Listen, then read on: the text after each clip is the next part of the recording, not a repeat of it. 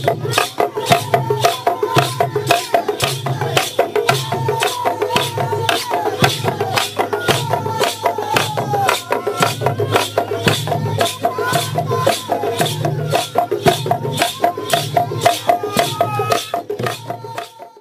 मी ज्यांना पाचारण करणार आहे ते डॉक्टर अनिल काकोडकर, ज्यांचा घरोबा तर नाहीच, परंतु मगाशी मी त्यांच्याशी बोलत होतो की त्यांची आणि बाबा आमट्यांची, साधनाताईंची कधी भेटही झालेली नव्हती. विकास आमट्यांची, प्रकाश आमट्यांची भेट झालेली होती पूर्वी. मी ऐकून होतो, वाचून होतो आणि मला असं वाटलं की आजचा हा दिवस ही एक खूप चांगली संधी आहे इथे येण्याची आणि म्हणून मी आलेलो आहे. डॉक्टर अनिल काकोडकर यांना आपण सगळेजण अणुशास्त्रज्ञ म्हणून ओळखतो. त्यांना भारत सरकारनं पद्मविभूषण या सन्मानानं गौरवित केलेलं आहे आणि ॲटॉमिक एनर्जी कमिशन ऑफ इंडियाचे ते भूतपूर्व अध्यक्ष आहेत. त्याचप्रमाणे BARC म्हणजे भाभा ॲटॉमिक रिसर्च सेंटरचेही ते डायरेक्टर होते. आज ही ऊर्जा या विषयामध्ये ते केवळ कामच करतायत असं नाही, तर जनजागृतीचं सुद्धा काम त्यांना वाटतं त्या पद्धतीने ते करत असतात, सातत्यानं करत असतात. आजच्या या समारंभाचे प्रमुख पाहुणे माननीय श्री चंडीप्रसादजी, डॉक्टर विकास आमटे, डॉक्टर प्रकाश आमटे, सर्व आमटे कुटुंबीय, मंचावर उपस्थित असलेले सर्व मान्यवर आणि बंधुभगिनींनो,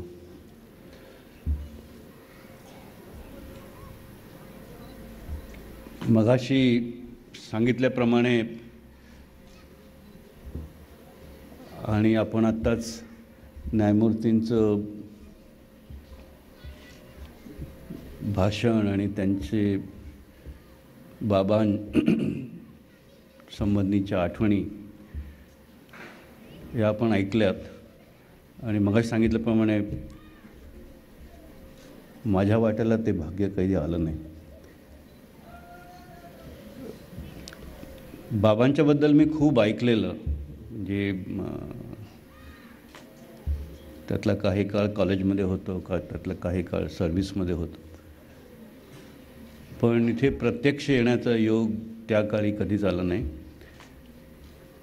पण गेल्या 4-5 वर्षात मात्र विकासभाईंची, प्रकाशभाईंची 2-3 वेळा वेगळ्या वेगळ्या कारणानिमित्त भेट होण्याचा योग आला. बाबांनी उभं केलेलं हे फार मोठं काम, आनंदवन असो, हेमलकसा असो, इतरही ठिकाणी काम चालू आहे. आपण एखाद्या तीर्थक्षेत्री जातो, विशेषतः जे आस्तिक आहेत, तीर्थक्षेत्री जाऊन आल्यानंतर काय भावना होते, तर त्याचा एक काहीसा प्रकार आपल्याला जाणवतो. इथली बरीचशी मंडळी अशी आहेत की जे वारंवार इथे येतात, इथल्या कामात सहभागी आहेत. कुठलंही काम असलं की ते घरचं काम म्हणून हिरिरीने आपापला वाटा उचलतात.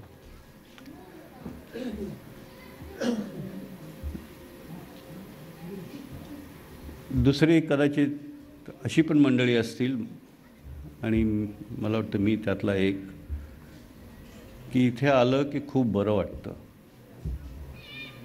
इथे आलं की अगदीच सरळ सरळ सांगायचं म्हणजे बॅटरी चार्ज होते. इथे येऊन काही काळ घालवला की वाटतं की नाही, ते काही खरं नाही, जे काही खरं आहे ते हे आहे. आणि म्हणून परत जाताना आपण बऱ्यापैकी एनरिच्ड, समृद्ध झालेली मनं घेऊन परत जातो. त्याहीपेक्षा पुढे जाऊन मी असं म्हणेन की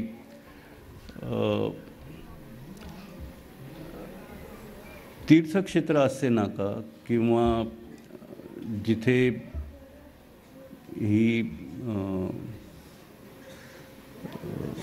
मानवतेची मंदिरं असं जर त्याला आपण तसं वर्णन केलं तर या मानवतेच्या मंदिरात येऊन काही काळ घालवला की इथे आपल्याला अर्थातच परत परत यावंसं वाटतं. शाळेत शिकणारी मुलं आहेत, रुग्ण आहेत,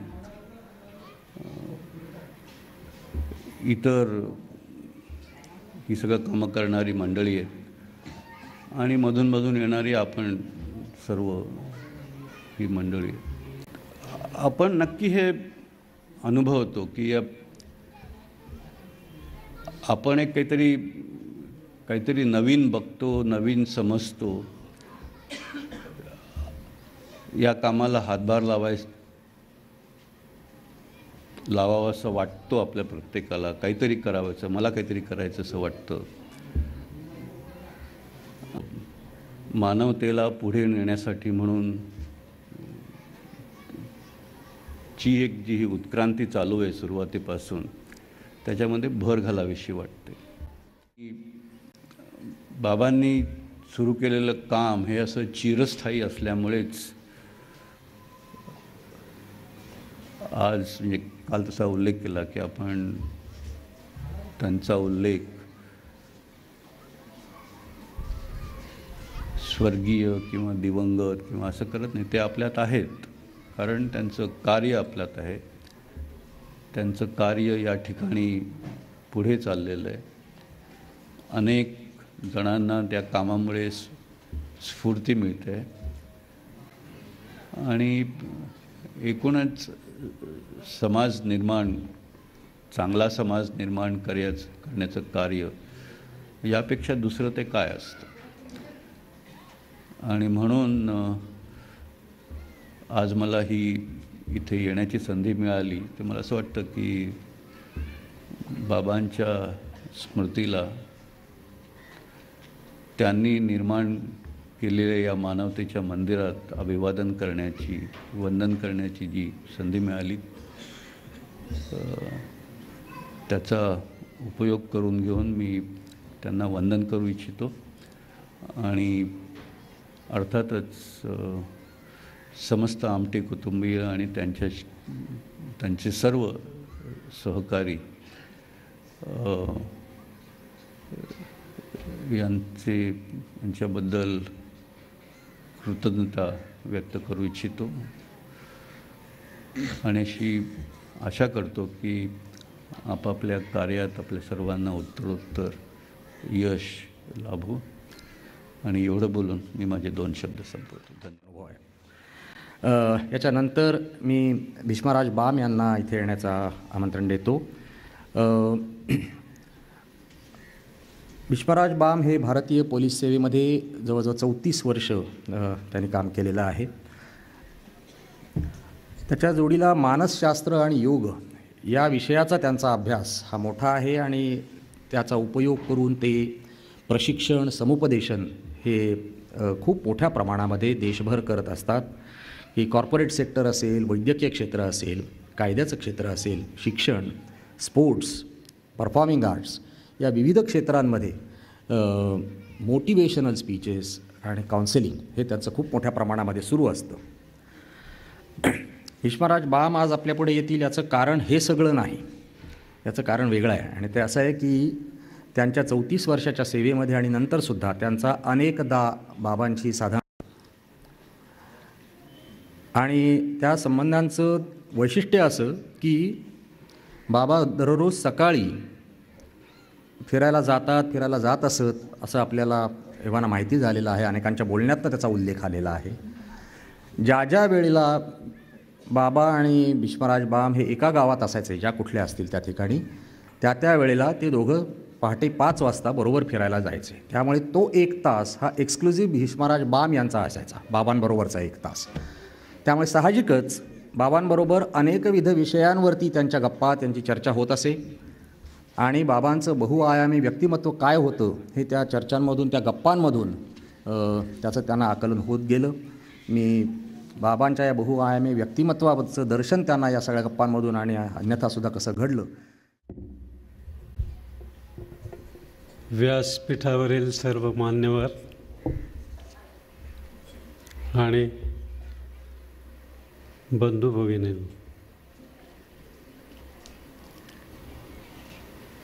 बाबा मुंबईला आले होते तर त्यांचा मला एकदम फोन आला की मी येतो आहे, मला जरा रिसीव करायला या. मी विचारलं बाबा कुठे उतरणार. बाबा म्हणाले तुमच्याकडे. मला इतका आनंद झाला आहे, मी आणि माझी पत्नी एकदम स्वर्गात आपण पोचल्यासारखं आम्हाला वाटलं की बाबा स्वतः आमच्या घरी येऊन उतरणार. एक डॉक्टर जोडपं आलं आमच्याकडे, मराठी बोलणारे चांगले डॉक्टर्स आहेत. मग मला वाटलं बरं झालं आले, मी लगेच ओळख करून दिली की हे बाबा आमटे म्हणून. ते म्हणाले हे काय करतात. मी बाबांना म्हटलं बाबा हे तुम्हीच सांगा, म्हणजे मला नाही सांगता येणार याचं उत्तर की हे करतात काय. तर बाबाने उत्तर दिलं काही नाही, मी रिकामटेकडाच आहे, नुसता इकडे तिकडे भटकत असतो म्हणाले. पण मला त्यावेळेला तीव्रतेने हे जाणवलं की मित्रमेळाव्याला आम्ही येत होतो तर बाबाने उद्देश सांगितला होता मित्रमेळाव्याचा की ह्या लोकांना शरीराचा महारोग झाला आहे ज्यांची आम्ही इथे सेवा करतो आहोत, पण आपल्या समाजाला मनाचा महारोग झालेला आहे, तो दूर व्हावा याच्यासाठी मित्र मिळावा, अशी बाबांची कल्पना होती. बाबांच्या भन्नाट कल्पना असायच्या, त्यांना जे सुचायचं ते असं भन्नाटच असायचं सगळं.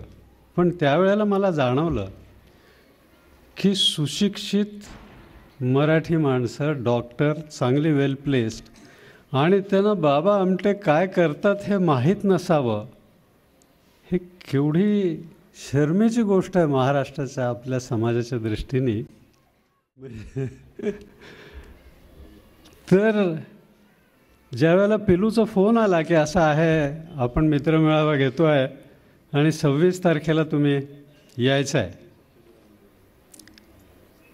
तर त्यावेळेला आमचं प्लॅनिंगच चाललं होतं की काय करायचं, कसं सेलिब्रेट करायचं. आमच्या लग्नाचा वाढदिवस इतका उत्तम सेलिब्रेट आत्तापर्यंत झालेला नाही आहे की परत सगळेजण इथे भेटले, हेमल कशाला आलो, ह्याचा आनंदच वेगळा होता. ताई आणि बाबा हे अनुभवण्यासारखंच जोडपं होतं. म्हणजे एक आमचे ते रोल मॉडेल होते, म्हणजे यांच्यासारखं आपण राहता यायला पाहिजे. आम्हाला माहीत नाही की खरंच राहू शकलो की नाही, पण ते जे आम्ही त्यांच्या एकामेकाबद्दलचा लोभ पाहिला, भांडणं पाहिली, म्हणजे समोर असताना खूप कडाक्याचं भांडायचं ते, पण नंतर जे बोलणं व्हायचं ना त्याच्यावरनं आत्मप्रेमाचा झरा केवढा जबरदस्त आहे ते जाणवायचं.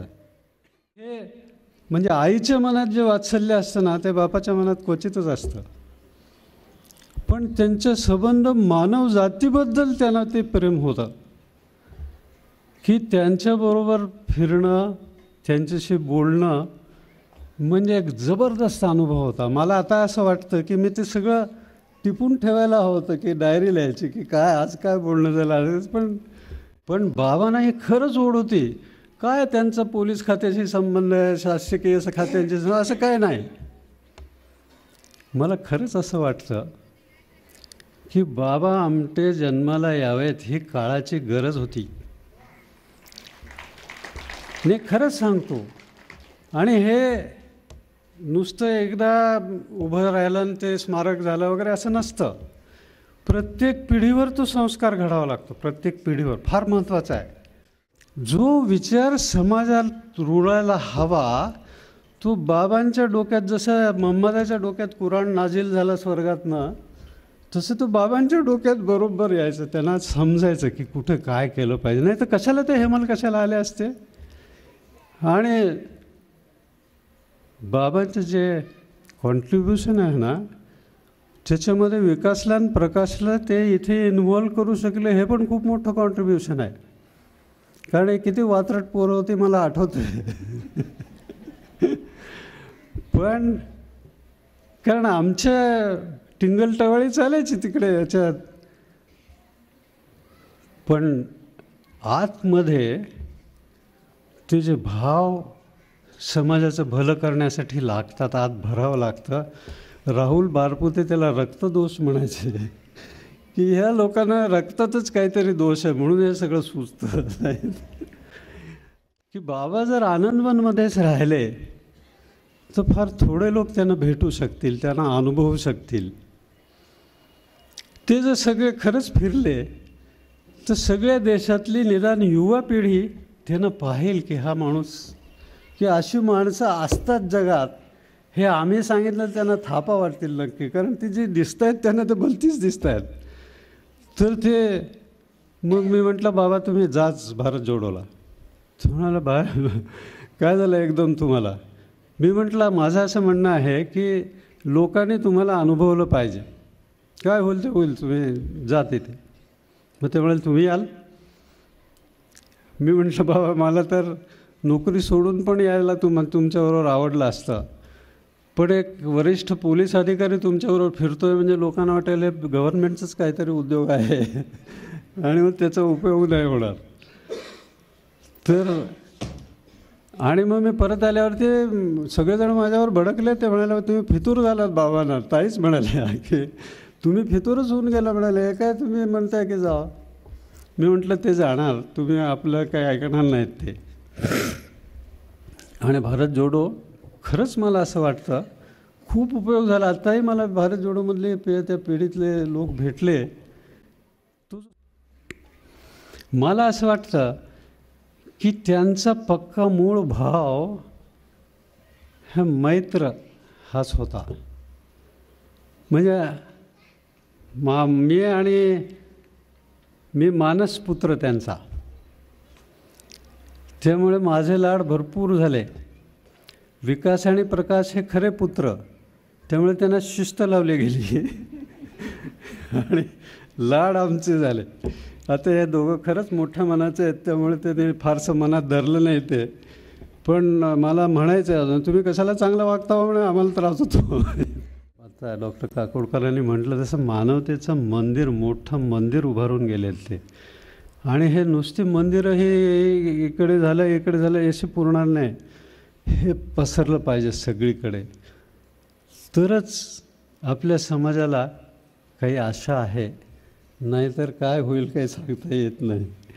तर तुम्ही सगळे आला आहात आणि मला खरंच असा आणखी आज एक मेडल मिळाल्यासारखं वाटलं की ज्या वेळेला पिलूनी हुकूम केला बामकाका यायलाच पाहिजे, तर इतकं हुकूम करण्या इतकं आम्ही जवळ आहोत हे ॲक्सेप्ट करणं, हे आम्हाला आज नवीन मेडल मिळालं आहे. म्हणून मी आभार मानतो त्यांचे. असंच प्रेम तुमचं आमच्यावर आणि सगळ्यांच्यावर राहू द्या, तर आपली पिढी, आपला समाज त्याच्याला खात्री आहे. धन्यवाद. वेळ न घेता मी कुमार शिराळकर यांना इथे पाचारण करतो. कुमार शिराळकर हे सोमनाथच्या श्रमसंस्कार छावणीमध्ये सहभागी झालेले होते. ते मूळचे IIT मुंबईचे इंजिनियर आहेत, गोल्ड मेडलिस्ट आहेत. आणि घेतल्यानंतर त्यांनी शहाद्याला जाऊन श्रमिक संघटनेचं काम तिथे बांधलं, उभं केलं. 2 वर्षापूर्वीपर्यंत ते CPMचे सेंट्रल कमिटीचे मेंबरही होते. आणि या सगळ्या कामाकडे बघण्याचा, त्यांना जी प्रेरणा मिळाली त्या प्रेरणेकडे सुद्धा बघण्याचा त्यांचा म्हणून एक खास दृष्टिकोन आहे. मी कुमार शिराळकर यांना विनंती करतो की त्यांनी आपल्याशी त्या संदर्भामध्ये बोलावं. व्यासपीठावरील आणि व्यासपीठासमोरील सर्व सन्माननीय स्त्री पुरुष मित्रांनो, माझ्या आधी जे बोलले आणि व्यासपीठावरती जे स्थानापन्न झालेले आहेत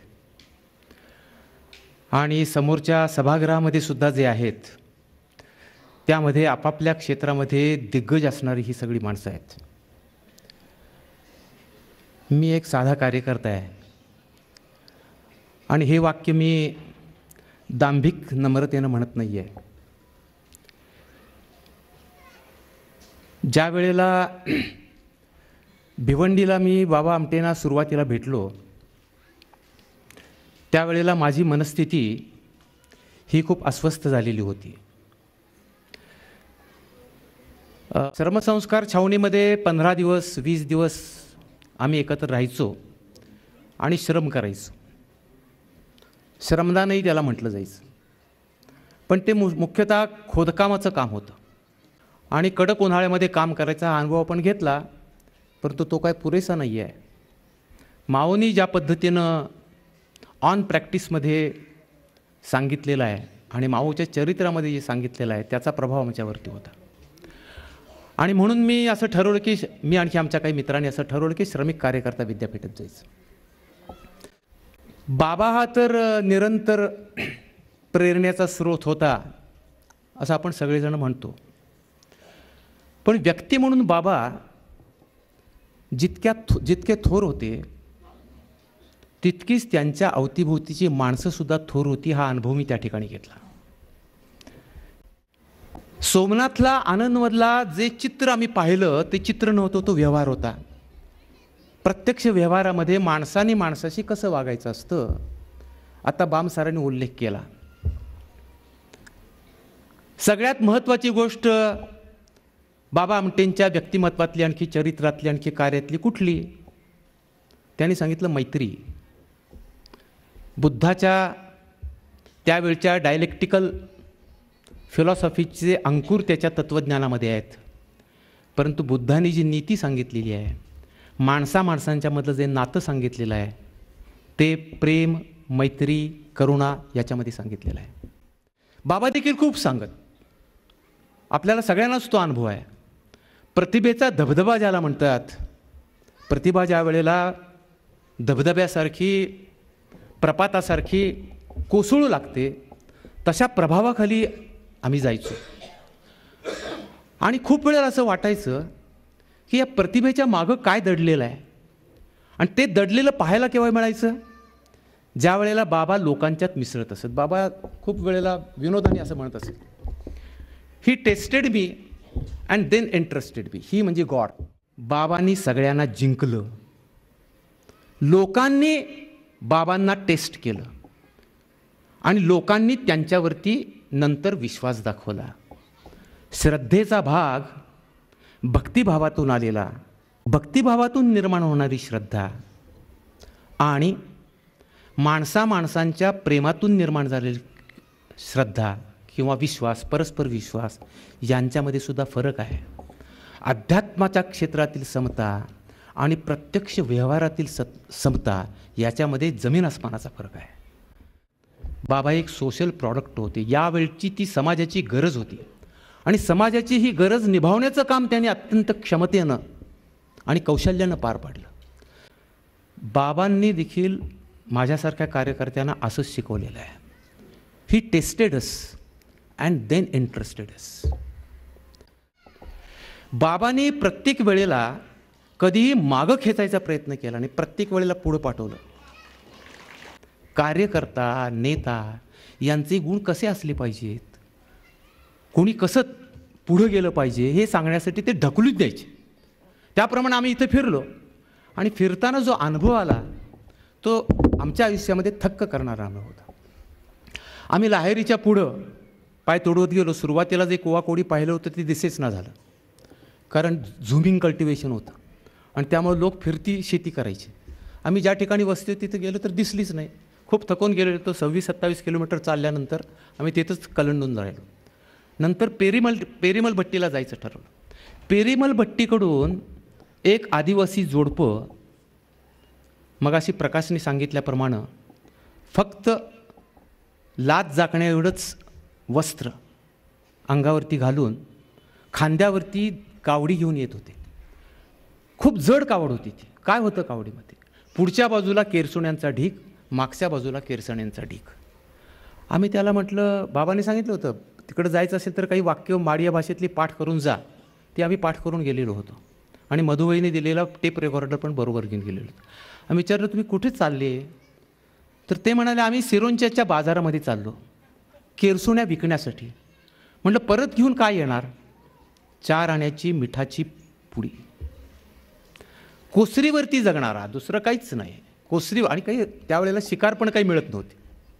आम्ही मार्क्सने एक दृष्टिकोन दिलेला आहे, माणूस आणखी माणूस यांच्यामधल्या संबंधाबद्दल आणि माणूस आणखी निसर्ग यांच्याबद्दल संबंधाबद्दल. आणि माओचं एक सुप्रसिद्ध वाक्य आहे, of all the things in the world the people are the most precious. म्हणजे माणसं, माणूस, माणूस, माणूस आणखी निसर्ग यांच्यातले जे सगळे संबंध आहेत, आणखी एक संपूर्ण जे एक विश्वाचं एक इंटिग्रल जे स्ट्रक्चर आहे, याच्याकडं कसं पाहायचं त्याचा तो एक डायलेक्टिकल दृष्टिकोन आहे. रचनात्मक संघर्ष ज्या वेळेला आपण म्हणतो त्यावेळेला त्याच्याकडं डायलेक्टिकली कसं बघायचं असतं, याचे धडे, प्राथमिक धडे बाबा आमटेने आम्हाला दिले आणि त्यातून माझ्यासारखे कार्यकर्ते उभे राहिले. धन्यवाद.